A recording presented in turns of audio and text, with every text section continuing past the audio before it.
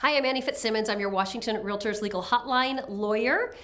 Today's video looks at the scenario that so many of you face in today's market, the scenario where you have more than one buyer, both interested in the same piece of property. Or oftentimes it's more than two buyers. You might have multiple buyers who are all interested, or at least potentially interested, in the same piece of real estate.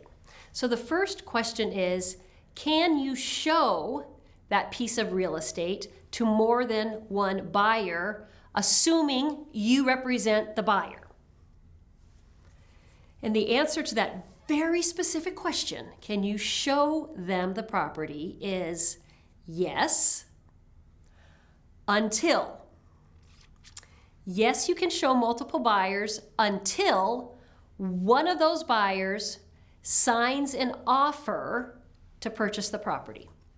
Because once a buyer signs an offer to purchase the property, we have a transaction, as that term is defined by the agency law. And once you have a transaction, you, as the buyer's broker in that transaction, owe a duty of loyalty to the buyer, and your duty of loyalty, according to the agency law, says that you may take no action that is adverse or detrimental to your buyer's interest in the transaction. So then the question I'll sometimes get is, okay, so I have a buyer who's written an offer. I'm not going to write a competing offer, because obviously if I write a competing offer and now I'm representing two different buyers who both have offers in front of the seller, undeniably an action that's adverse or detrimental to the interest of the first buyer, right? Hopefully we all agree with that. That's a true statement. If you've already written an offer that's been signed by one buyer, you cannot write a competing offer for a competing buyer. So could I just show the property to the competing buyer or to the second buyer, and then if they're interested, hand them off to another broker, probably another broker in my firm? And the answer is no, you can't do that. Because once you represent a buyer who's in a transaction, and remember, all that's required for the transaction is the buyer signed the offer. Once the buyer signed an offer, you can take no action, not just a little action, but no action that's adverse or detrimental to the buyer's interest in the transaction. If you introduce a potentially competing buyer to your buyer, to the first buyer, is that adverse or detrimental to your first buyer's interest in the transaction? Absolutely. You can't do that. You can't even introduce them.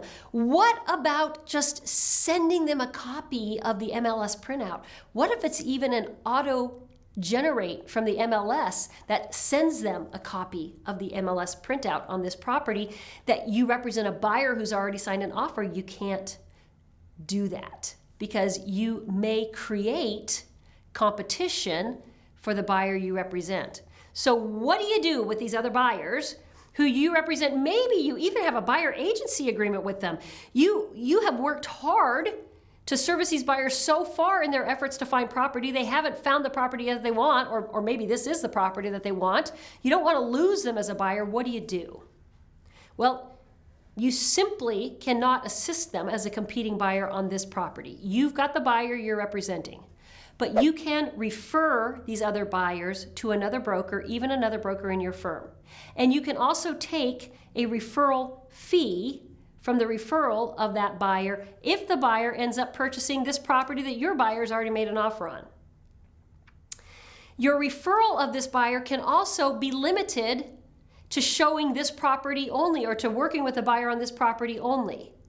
So when you refer buyer number 2 to another broker in your office, work with your designated broker on that referral so that you and the broker to whom you're making the referral and your designated broker, all three, understand unmistakably that you are referring this buyer only for the purposes of the broker assisting them with this particular property. And if this buyer doesn't end up buying this property, then you get the buyer back. It seems like a rule for a lot of brokers that is overly broad. Why can't I at least introduce my buyer, a second buyer, to the property, even if I don't write the offer?